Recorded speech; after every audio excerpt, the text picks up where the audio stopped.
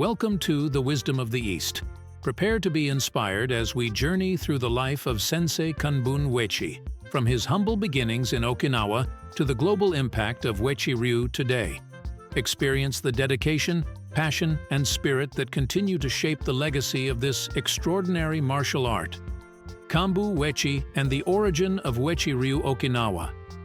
It is commonly believed that Kanbun Uechi hailed from Izumi, situated on the Motobu Peninsula, and later relocated to the quaint mountain settlement of Takinto at the tender age of 3 or 4. However, compelling evidence suggests otherwise. Records affirm that Kanbun's parents, Kantoku and Tsuru Uechi, had already established residence in Takinto prior to his birth. Born on May 5, 1877, Kanbun entered the world in this remote mountaintop village, marking the beginning of his remarkable journey. Kanbun Uechi grew up in this area, part of a proud, traditional Okinawan family of Bushi, samurai or Shizoku lineage.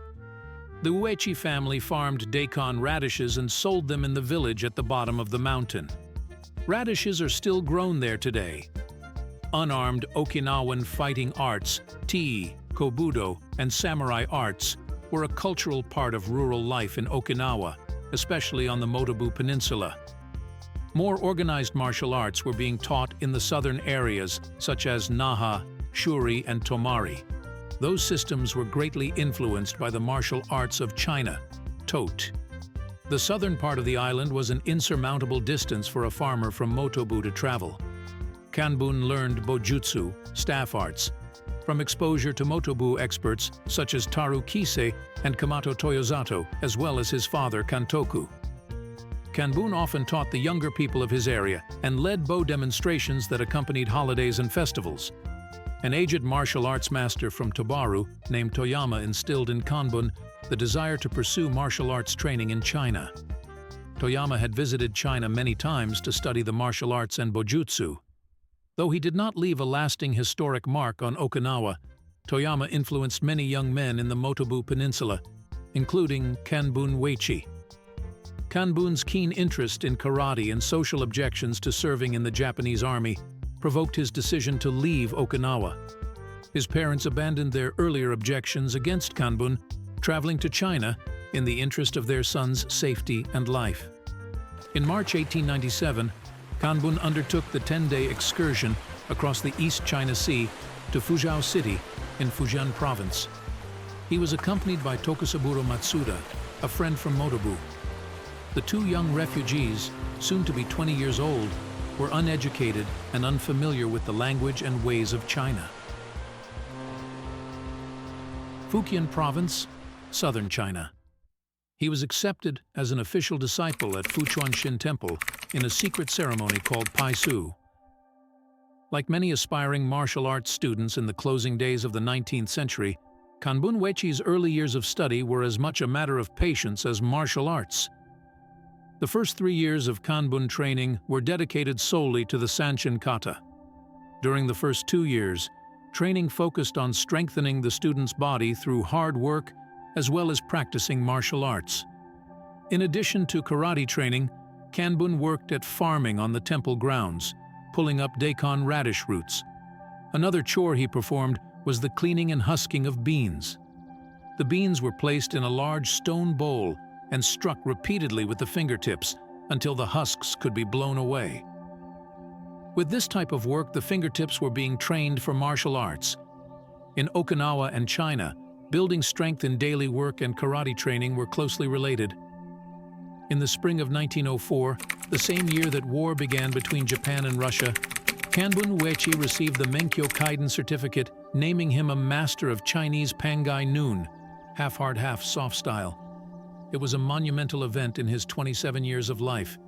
He had vowed to himself to become proficient in the martial arts of China or never return to his homeland. He became Master Shushewa's assistant, continuing his training in martial arts and classes in Chinese literature and medicine for another 3 years. However, he felt a strong obligation to act and teach Pangai Noon exactly as Shushewa taught him. He was diligent in all aspects of his teaching. He had already learned a lot about the language and herbal medicine at that time. Knowledge of the cultivation, preparation, and administration of herbal medicines went hand in hand with the teaching of martial arts. A teacher was expected to heal his students when they were injured during training. The 30-year-old opened his own dojo, the Pangai Noon Kempo Sho Institute of Martial Arts, in early 1907. He chose a town he liked called Nansu, approximately 400 kilometers southwest of Fuzhou. Kanbun Uechi was an affectionate and warm man, beloved by his students. His fierce skill in martial arts was secondary to his easy, pleasant manner. Although he now taught at his own dojo, he continued his instruction by making semi-annual visits to Shushewa to continue his dedicated training. Kanbun Uechi was accepted as a master by the Chinese after he had won numerous challenges and taught on the mainland for 3 years, from 1907 to 1910. Kanbun Uechi, despite requests from his students and monk Shushewa to stay, closed his dojo in 1910 and left China for good. During his 13 years in China, he learned 3 katas. They were Sanchin, Seisan, and Sensei RYU. Kanbun called the 3rd kata Sendai RYU. He also learned several Chinese body conditioning methods. Kanbun Uechi, back in Okinawa. After fulfilling his goal of learning Chinese martial arts, Kanbun returned to his homeland of Okinawa. Soon after returning, he began receiving requests to demonstrate his formidable and remarkable martial arts skills. He was also frequently asked to teach formally and informally. The constant pressure to teach karate made life difficult for Kanbun Uechi, who only sought seclusion. Eventually, the pressure to teach became so intense that he had to act. At that time, Okinawa was experiencing serious economic difficulties. The pressure to teach and the harsh economic climate combined to help him make a difficult decision. Kanbun left his homeland again. He followed the example of many Okinawans who sought employment during this period and at the age of 47 decided to travel to the industrialized area of Kansai, Osaka, and Kobe, Japan. Kanbun Uechi in Wakayama, Japan. Kanbun eventually traveled to Wakayama and found employment at a textile factory, the Hinomaru Sangyo Kabushiki Kaisha.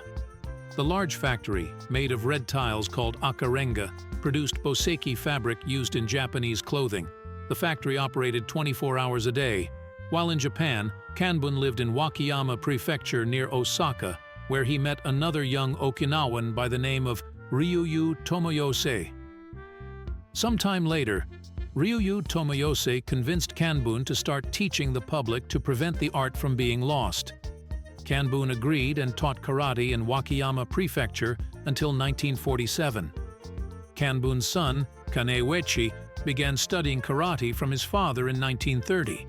After 10 years, he opened his own school in Osaka, and 2 years later, in 1942, he returned to Okinawa. He got married and settled down as a farmer in Nago.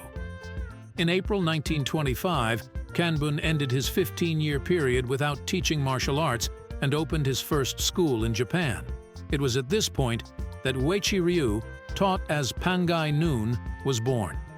Kanbun intentionally limited the number of students he taught. New students had to be recommended by one of the original members. This member vouched for the moral character and behavior of the recommending candidate. All future students were carefully screened and examined by Kanbun. All students were prohibited from displaying their martial arts outside the dojo. All training was conducted secretly, behind closed doors and blinds.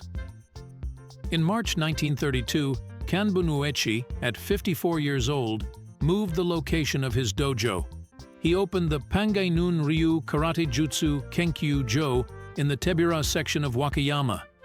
The new dojo, located on Showa-dori Street, less than 3 kilometers from the old Shataku Dojo, was dedicated to formalized training and personal development. Gichin Funakoshi, generally credited as the first Okinawan to open a dojo in Japan, opened his Meisei Juju Dojo in Koishigawa, Tokyo 2 years later in 1934. The clandestine atmosphere of the Shataku Dojo was left behind, and the new dojo was open to the public. Kanbun continued to evaluate potential students. Only people of unbalanced or deceitful character were excluded. Student enrollment grew, and Kanbun soon left his job at the Bosuki factory. Kanbun Uechi and RYU Tomoyose, due to the post-war struggles in Japan, Kanbun decided to return to Okinawa.